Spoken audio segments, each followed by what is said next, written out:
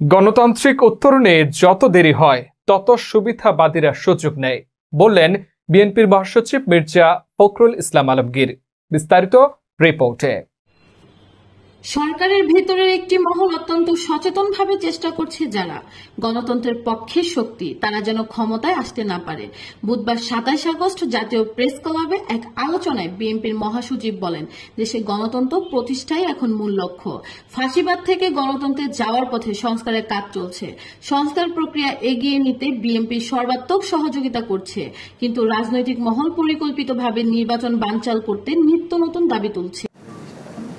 একটা মহল তারা অত্যন্ত সচেতনভাবে চেষ্টা করছে যে এই যারা গণতন্ত্রের পক্ষের শক্তি তারা যেন আসতে না পারে।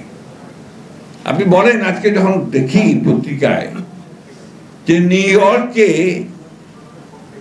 আমাদের বাংলাদেশের কর্মকর্তাকে, আমাদের বাংলাদেশের উপদেষ্টাকে অথবা উচ্চপদস্থ ব্যক্তিদেরকে আওয়ামী লীগের লোকেরা হেনস্থা করছে, হামলা করছে, তখন কোথায় যাব আমরা? এই চরম হতাশা সৃষ্টি করে আমাদের।